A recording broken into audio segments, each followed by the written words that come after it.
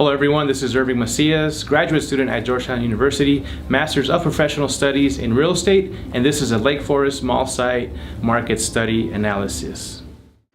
The purpose of this market analysis is to see what is the best suitability for the Lakeforest Mall site, whether it be office, residential, retail, or mixed use. At the end of the presentation, I'll be making a recommendation and also incorporating how mixed use might be the best possible outcome for the Lakeforest Mall site. The address to the Lakeforest Mall site is 701 Russell Avenue, Gaithersburg, Maryland. Zip code is 20877. The site itself has great proximity to major streets and freeways, which makes it very accessible for commuting and things of that nature. Those freeways would include the 270, the 355, the 124. Montgomery Village is another major street that surrounds it. So great accessibility. It's zoned C2, which is general commercial. It's good for residential, office, retail. The topography is has an elevation of about 400 feet above sea level. So everything is relatively flat. You don't have any extreme peaks or valleys that surround the area. It's surrounded by little lakes, streams, parks, national parks, or state parks. So that's good for relaxation of employees and such. Also, it is surrounded by restaurants, retail, not a whole lot of office, and there are some multifamily apartments that also surround the site.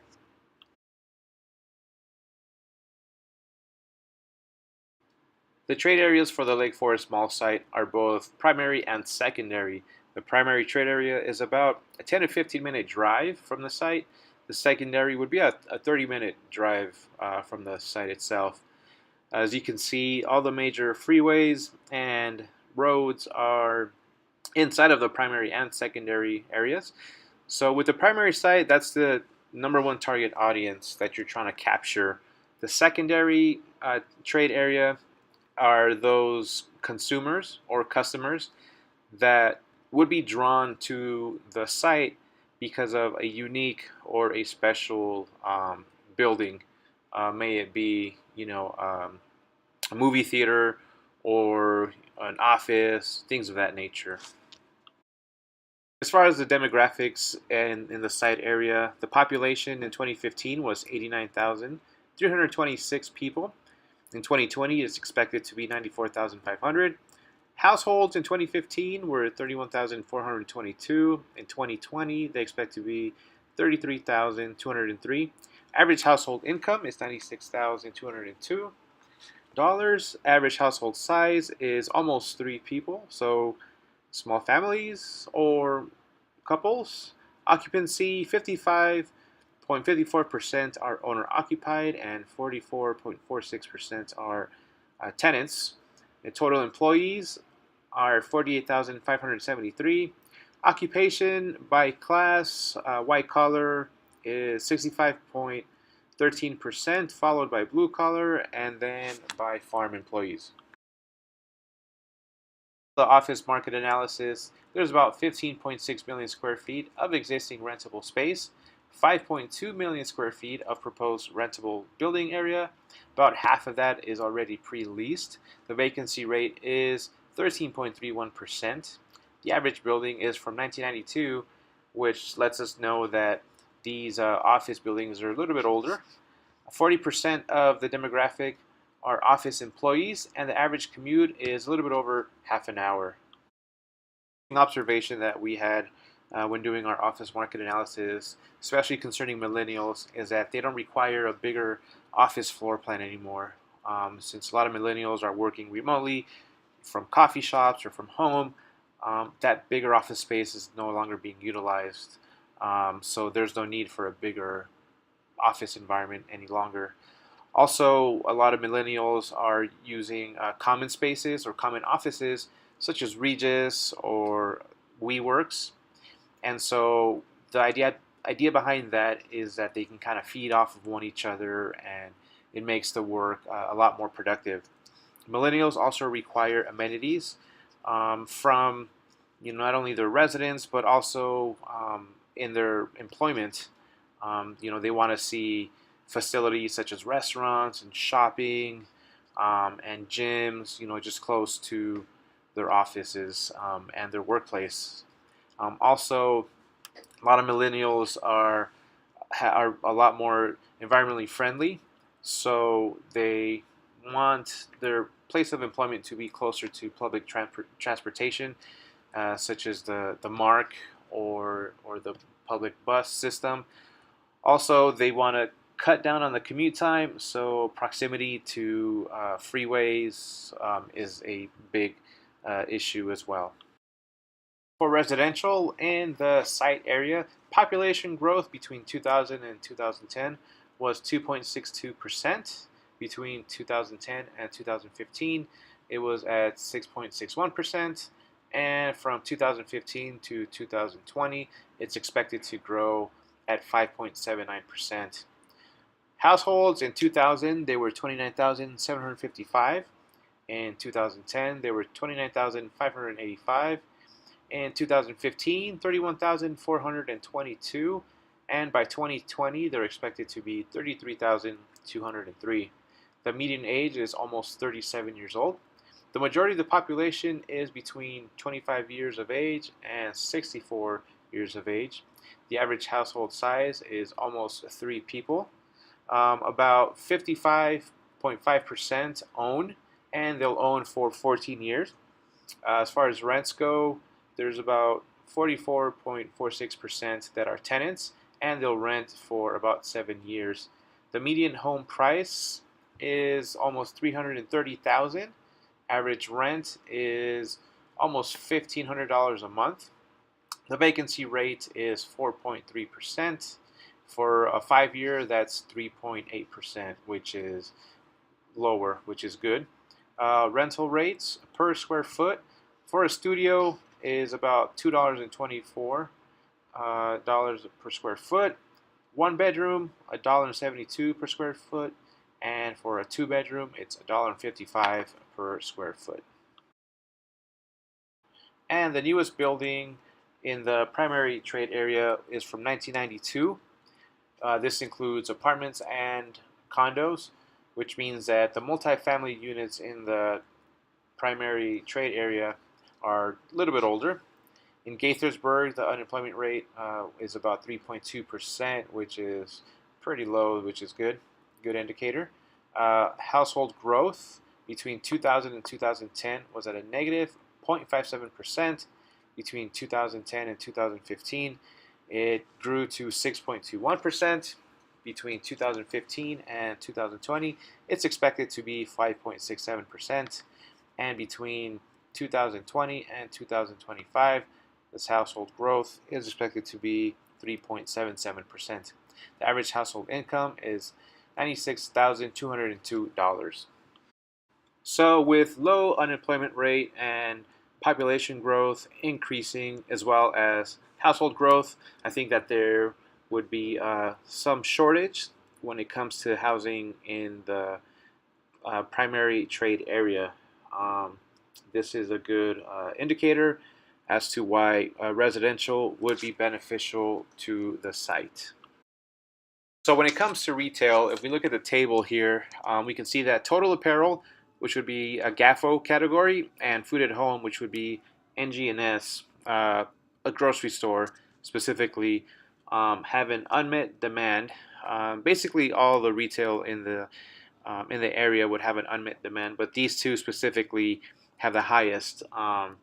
And so the site would definitely support both of these categories. If we look at the retail categories table, we can see that NG&S has a total square footage of just over 3 million. The average is 278,000 and change. GAFO has a total square footage of over 4.2 million. Their average is just a little bit over 178,000 square feet. And food and beverage has a total square footage of just a little bit over 693,000 square feet. Their average is almost 174,000 square feet. So this lets us know that there is more demand for the GAFO category. And so looking back at demographics, and these figures are from a CoStar report that was done in 2015, estimated median age 35 years. Estimated average age is 36 years, almost 36 and a half.